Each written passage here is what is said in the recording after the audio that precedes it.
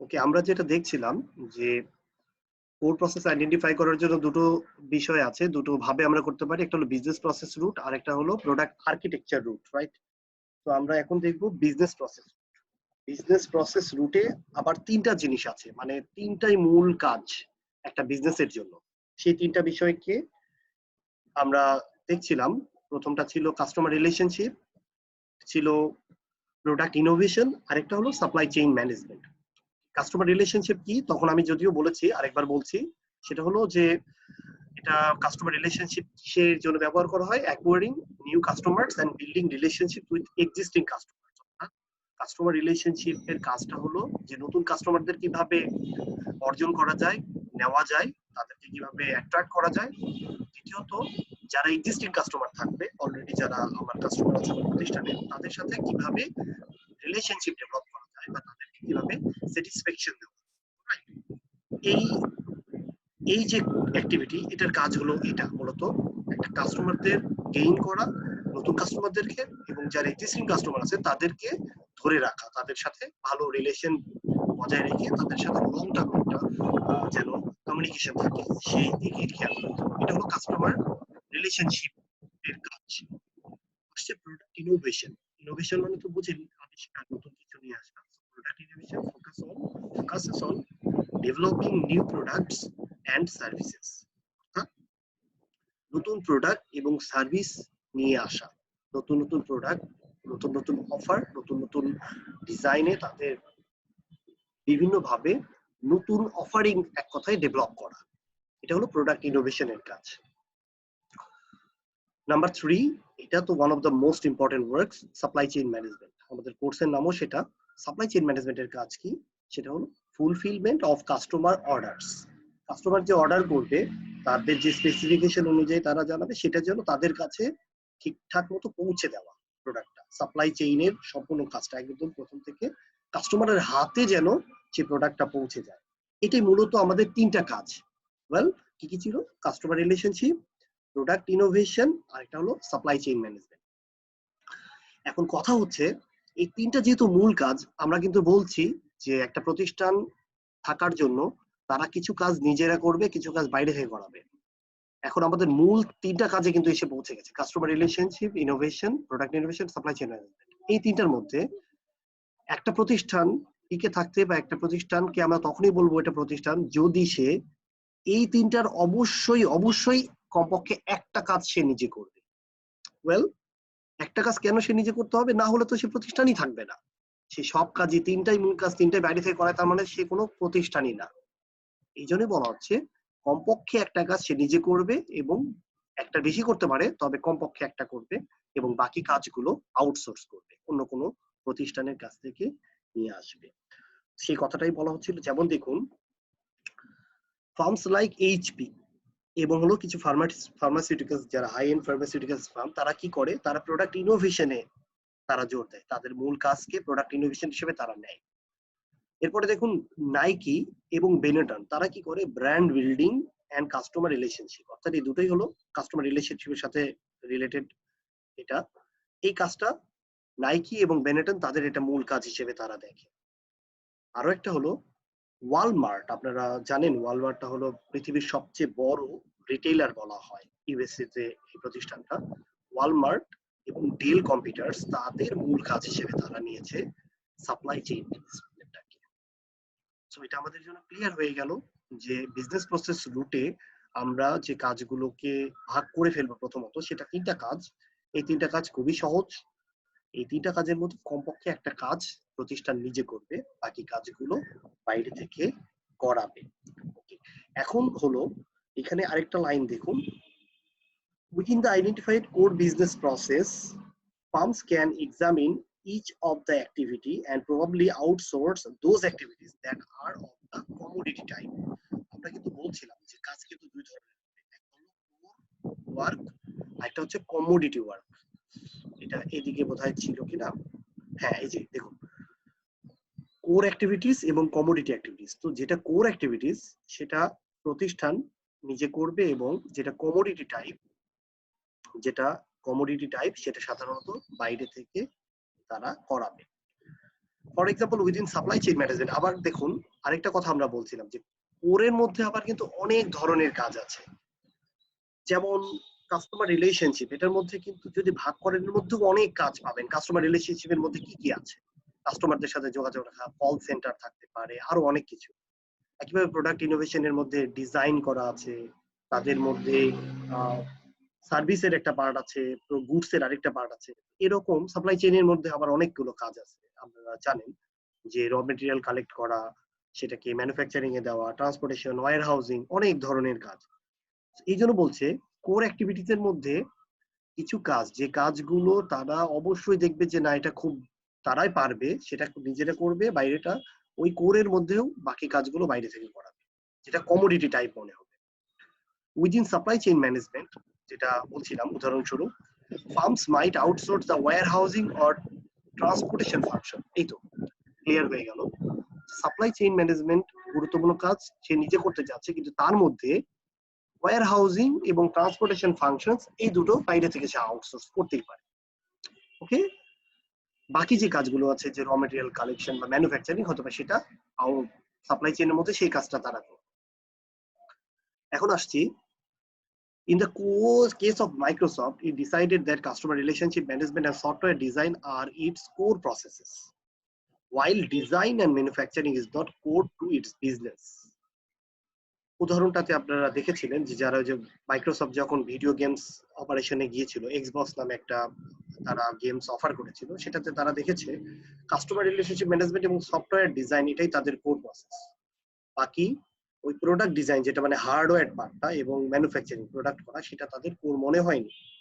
একইভাবে ভারতীয় decided that customer relationship was core and network management was not.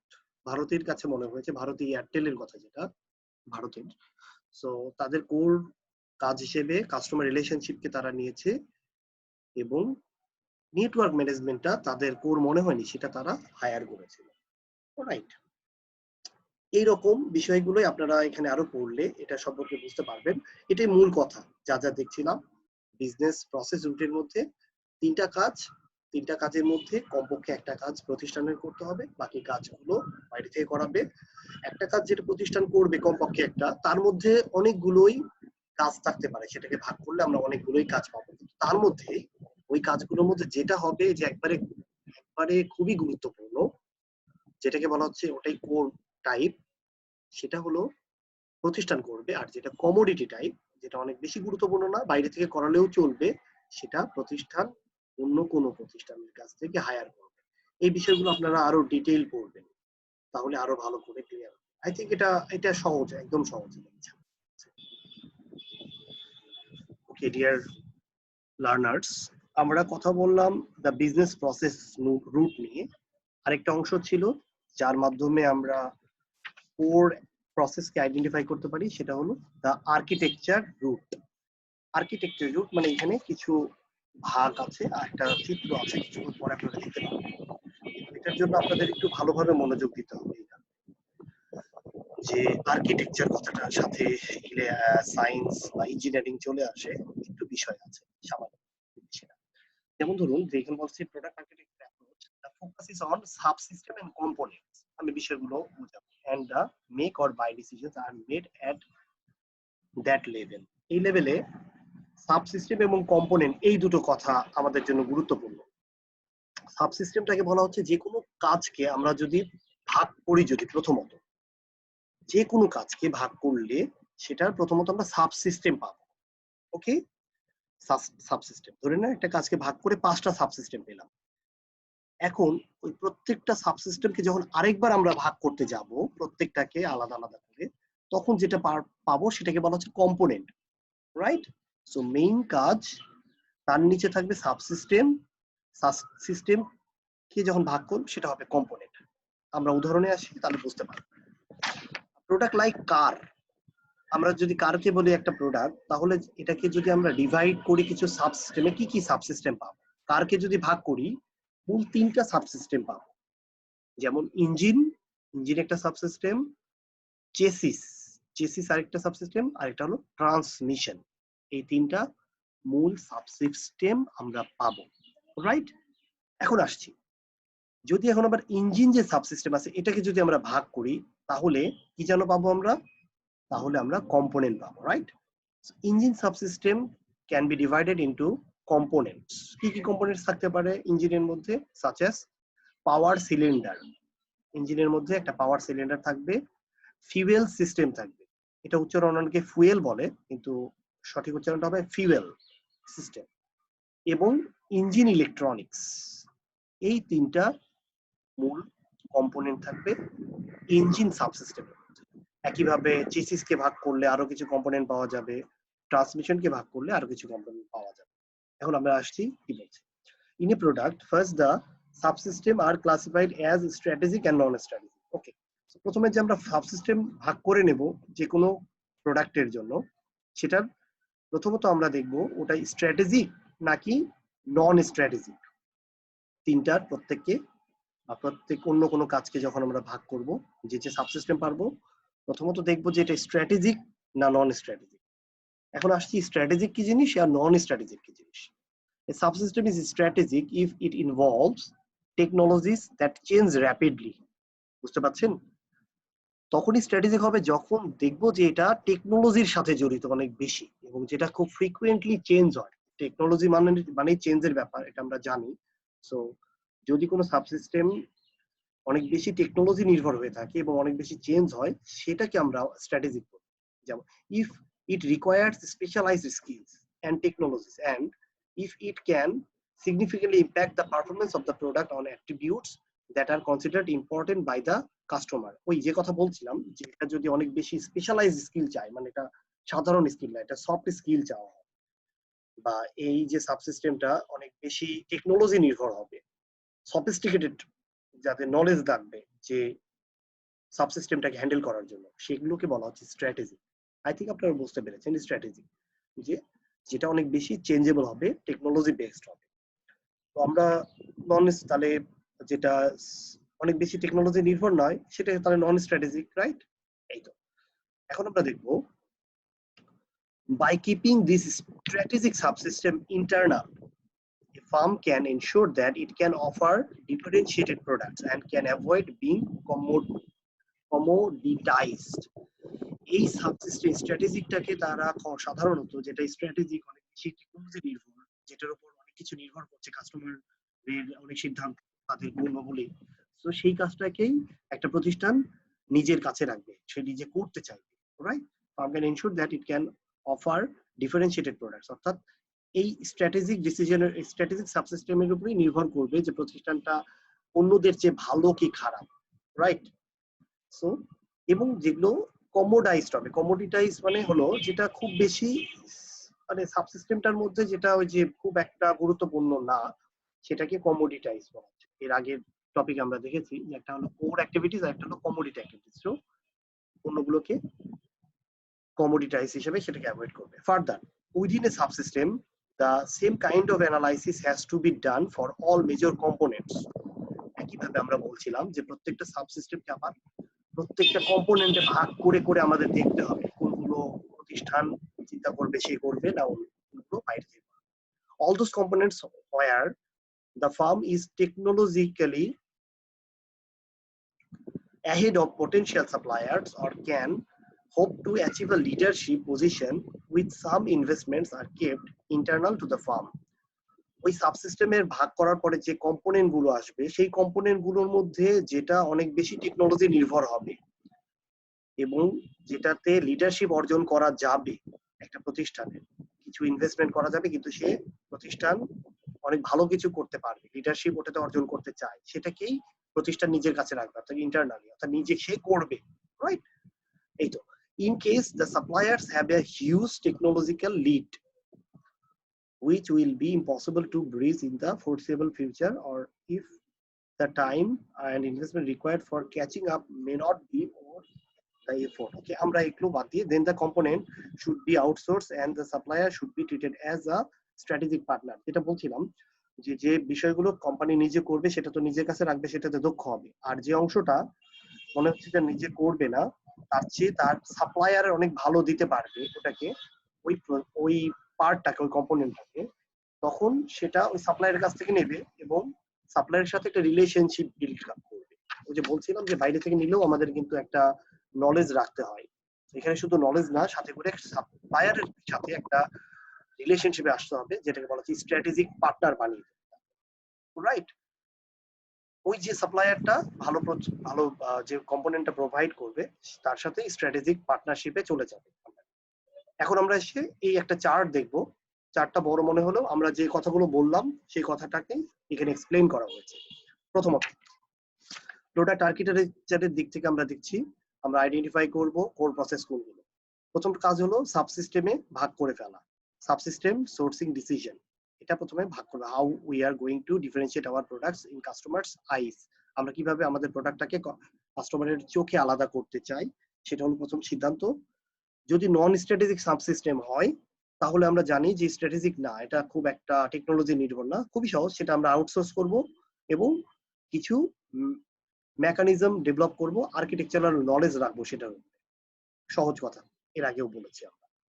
Non strategic হলে আমরা সেটা করব না, এটা আউটসোর্স করব। নাম্বার 2, যদি স্ট্র্যাটেজিক হয়, এখন আসি স্ট্র্যাটেজিক সাবসিস্টেম, তাহলে আমাদের আরো কাজ আছে, আমরা এটাকে কি কি করব মনে আছে, কম্পোনেন্টে ভাগ করব। we are or need to be distinctively good at designing and making this, অবশ্যই যেটা স্ট্র্যাটেজিক হবে সেটাতে আমাদের অনেক ভালো করতে হবে ডিজাইন এবং সেটা তৈরি করার জন্য। এখন এটাতে কাজ হলো প্রথমত ফর্ম ফ্যামিলিজ অফ কম্পোনেন্ট, সাবসিস্টেমটাকে ভাগ করে আমরা অনেকগুলো পার্ট পাবো, রাইট, কম্পোনেন্টের। তো সেটাকে আমরা বিভিন্ন ফ্যামিলিতে ভাগ করে নেব, এক একটা পার্ট এক একটা ফ্যামিলি হিসেবে কাজ করবে, ওই পার্টের সাথে রিলেটেড যে বিষয়গুলো থাকবে সেটা ফ্যামিলি হবে, এটা আমরা করে ফেলবো।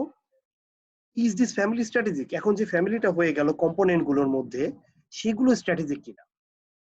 আবার একইভাবে সেটা যদি স্ট্র্যাটেজিক না হয় তাহলে কেন আমরা সেটা করবো, সেটা আমরা ওটাকে কমোডিটি হিসেবে আমরা বলবো এবং ওটাকে আমরা আউটসোর্স করবো, ওই কম্পোনেন্টটাকে নিজেরা করবো না, আউটসোর্স করবো।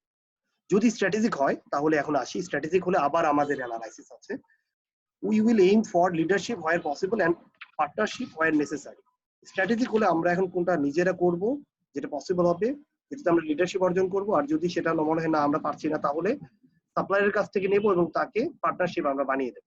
এখন আসি এটা, for each family is investment justified, do we have the resources and time. আমরা দেখছি স্ট্র্যাটেজি, তাহলে এখন আমাদের কি এই কাজটা করার জন্য সাফিসিয়েন্ট রিসোর্স হবে, আমাদের কি ম্যান পাওয়ার, ক্যাপিটাল, মেশিনারি আছে এবং আমাদেরকে সাফিসিয়েন্ট টাইম আছে, এগুলো আমাদের অ্যানালাইসিস করতে হবে। যদি দেখি না ঠিক আছে স্ট্র্যাটেজি কিন্তু আমাদের এসব নেই, আমরা এটাতে দক্ষ না, আমাদের ম্যান পাওয়ার নেই ভালো, আমাদের সময় নেই, সো যদি এটা না হয় আমরা এটা বাইরে থেকে করাবো, খুবই সহজ। যদি এটা হয় তাহলে আমাদের ফাইনাল সিদ্ধান্ত, আমরা অবশ্যই ফোকাস করব সেটাতে এবং আমাদের ইনভেস্ট করব যাতে আমরা সেটাতে ওয়ার্ল্ড ক্লাস হতে পারি, একটা প্রতিষ্ঠান সেই কাজটা নিজেরা করবে। এই ছিল ব্যাপার, শর্ট করে যদি বলি, এটা তেমন সত্যিকার অর্থে যেভাবে বলেছিলাম কঠিন, আসলে অত কঠিন না। চারটাকে যদি আপনি খেয়াল করেন, প্রথমে বলেছি আমরা প্রোডাক্টটাকে ভাগ করব আর্কিটেকচারের দিক থেকে সাবসিস্টেমে, সাবসিস্টেমটা নন স্ট্র্যাটেজিক হলে এটা বাইরে থেকে নিয়ে আসাবো, যদি স্ট্র্যাটেজিক হয় আমরা অ্যানালাইসিসে আসবো। স্ট্র্যাটেজিক হলে সাবসিস্টেমটাকে আবার কম্পোনেন্টে ভাগ করে ফেলবো, কম্পোনেন্ট গুলো প্রত্যেকটা কম্পোনেন্টকে আমরা আবার আলাদা করে অ্যানালাইসিস করব, আমরা দেখবো যে ওই কম্পোনেন্টটা স্ট্র্যাটেজিক কিনা, প্রত্যেকটা আলাদা আলাদা। যদি স্ট্র্যাটেজিক না হয় তাহলে আমরা এটাতে হেডেক করবো না, হেডেক দেবো না, এটা নো হবে। যদি না হয় স্ট্র্যাটেজিক না, তাহলে এটা বাইরে থেকে আবারও সেটাকে হায়ার করবো, আমরা নিয়ে আসবো। যদি স্ট্র্যাটেজিক হয় আমাদের আরেকটু সিদ্ধান্ত আছে, যদি এটা স্ট্র্যাটেজিক হয় সেটাকে আমরা ভাগ করব যে আসলে আমরা সেটা কি নিজেরা করতে পারবো, আমাদের কি অ্যাবিলিটি আছে, যদি সেটা না থাকে তাহলে এটা আবার কিভাবে আউটসোর্স করব এবং যাদের কাছ থেকে নিয়ে আসবো তাদেরকে আমরা স্ট্র্যাটেজিক পার্টনার বানিয়ে দেব। আর যদি হয় তাহলে অবশ্যই যে না আমরা আমাদের অ্যাবিলিটি আছে, তাহলে এটা আর হাত ছাড়া করা যাবে না, এটাতেই আমাদের সবচেয়ে ভালো কিছু করতে হবে। সো এই ছিল ব্যাপার। এর পরের পৃষ্ঠায় এটা সম্পর্কে ডিটেইল দেওয়া আছে, আপনাদেরকে আমি দেখাচ্ছি। আমি আপনাদেরকে যে যে চিত্রটা দেখিয়ে বললাম তারপরের পেজে এটা সম্পর্কে আমি যা যা বলছিলাম সেই বিষয়গুলো এখানে আলোচনা করা আছে। আপনারা এটা যদি দেখেন ওয়ান বাই ওয়ান পড়েন তাহলে I think you will feel okay with the thing that I have discussed. এটা পরবর্তীতে পেজে ছিল, এটা আপনারা পড়ে নেবেন।